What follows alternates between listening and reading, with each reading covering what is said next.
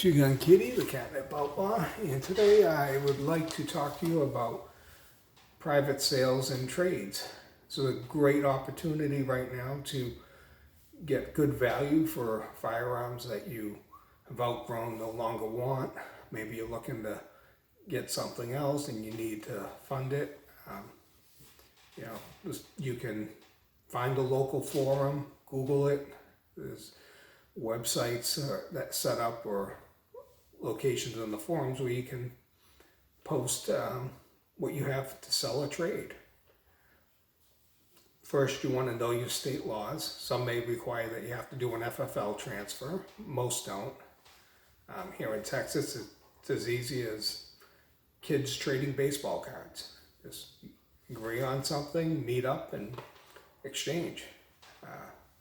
With that said, you got to have some precautions.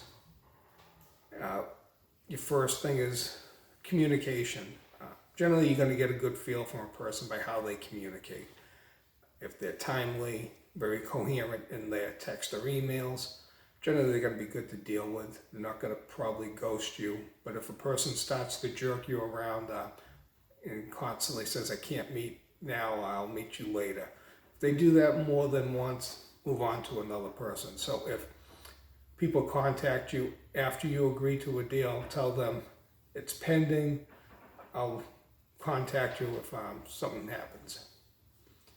So, try and leave yourself a fallback.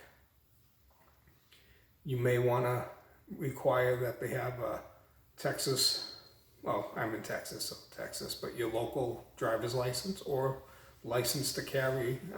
That license to carry generally comes with a vigorous background check, so that kind of puts people at ease with dealing with someone. Know the value of what you're posting. You don't want to be too overvaluing your item. And also, don't add too much to it. Don't say you have 5 extra mags, a holster and stuff. Hold that stuff off. If a person starts to haggle you on the price, say, well, I'll give you these extra mags in the holster to get your price. Use that as a kicker to get the deal done. So hold a few cards back when dealing with it. Generally, people are pretty good. If you're fair in your price, they're not going to haggle you too much.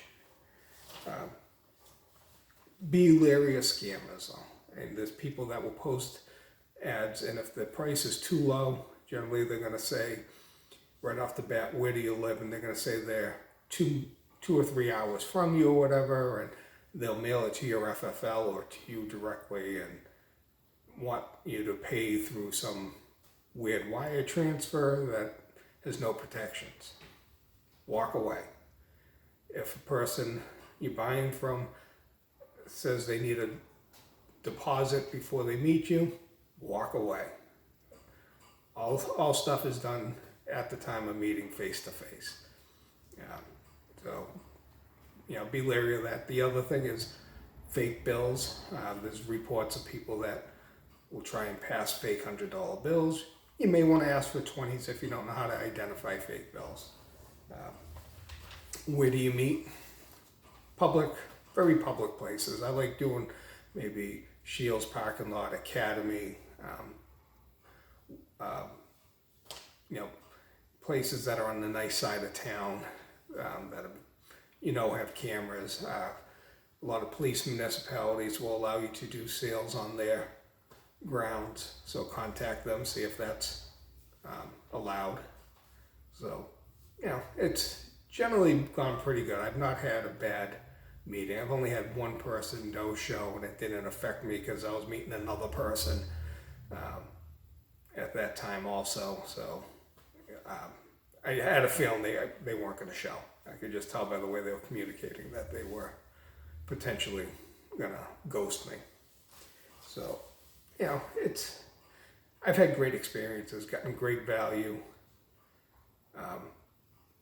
Try and be as honest as you can. Don't put things like new in box. If you fired that gun once, it's a used gun.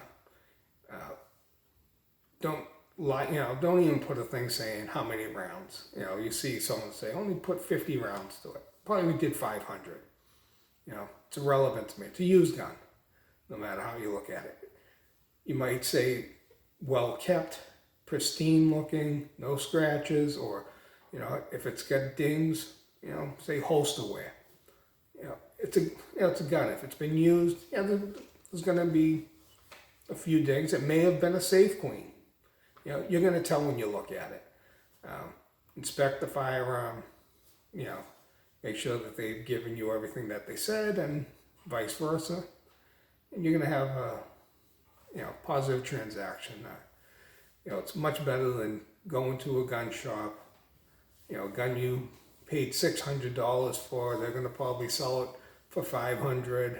They're going to offer you $250 cash, if you're lucky, $350 in trade. Why don't you get that $500 to $600 in cash doing it this way? Or you have a handgun, you want an AR-15, even swap. $600 gun for a $600 AR. Maybe you might come out a little better. Maybe that was a $800 AR, but they needed a handgun. Look up your local forums and search these things out. You'll be amazed at the deals you can find. Not the best place to buy ammo or reloading supplies right now because everyone's way overpriced on those. But there are some deals out there on handguns, and any firearm, you'll find that obscure firearm that you can't find in a gun shop. Great time to be buying old surplus firearms. Those are something that someone might be willing to haggle on. So good luck out there, and happy hunting to Kitty signing off.